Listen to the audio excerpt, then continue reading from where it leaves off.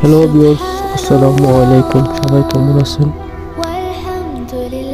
এই যে জমিতে ধানের বীজ ফালানোর জন্য জমি ভালো করে সমান করতেছি মই দিয়ে,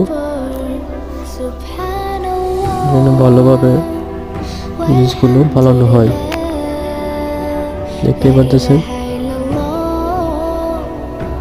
যা যা করার দরকার তাই করতেছি।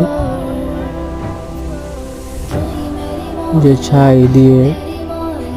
ছাই ছিটিয়ে দিচ্ছি যেন পানিগুলো শুকিয়ে যায়, উপরের পানিগুলো। তারপরে ধান বীজগুলো ফালানো হবে। এই যে কত সুন্দর করে ফালানো হচ্ছে।